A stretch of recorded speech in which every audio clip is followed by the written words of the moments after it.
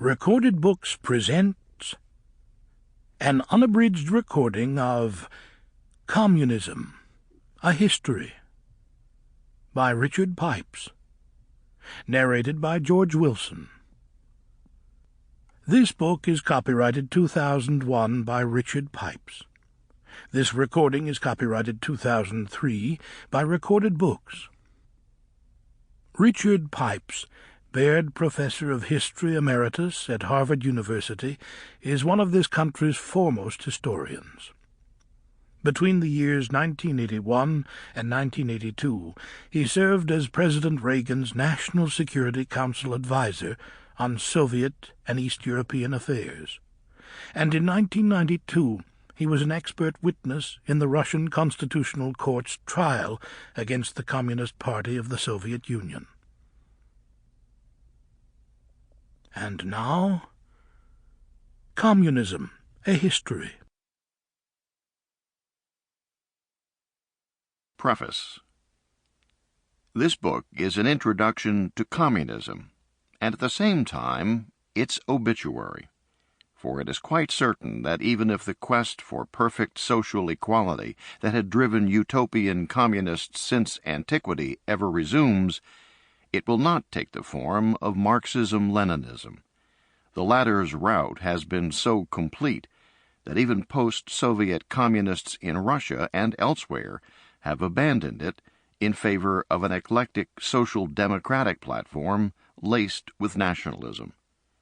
We are therefore today able to draw up a balance sheet of a movement that dominated most of the 20th century, to determine whether its failure was due to human error or to flaws inherent in its very nature. The word communism, coined in Paris in the 1840s, refers to three related but distinct phenomena: an ideal, a program, and a regime set up to realize the ideal. No clear distinction can be drawn between socialism and communism. Marx distinguished two phases of progress toward full communism.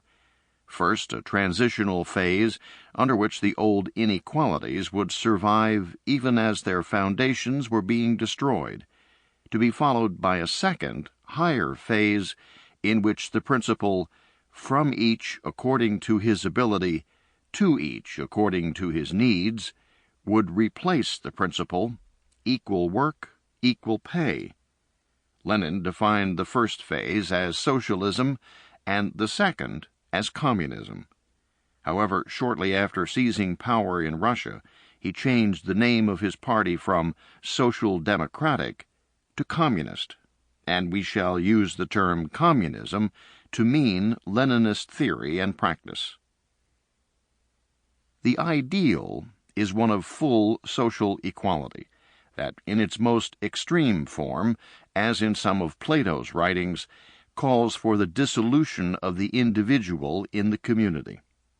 Inasmuch as social and economic inequalities derive primarily from inequalities of possession, its attainment requires that there be no mine and thine, in other words, no private property. This ideal has an ancient heritage, reappearing time and again in the history of Western thought from the 7th century B.C. to the present.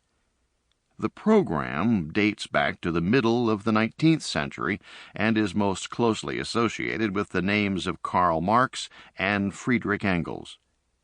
In their Communist Manifesto of 1848, Marx and Engels wrote that the theory of the communists may be summed up in a single sentence: abolition of private property. Engels claimed that his friend had formulated a scientific theory that demonstrated the inevitable collapse of societies based on class distinctions. Although throughout history there have been sporadic attempts to realize the communist ideal, the first determined effort to this effect, by using the full power of the state, occurred in Russia between 1917 and 1991. The founder of this regime, Vladimir Lenin, saw a propertyless and egalitarian society emerging from the dictatorship Sample complete. Ready to continue?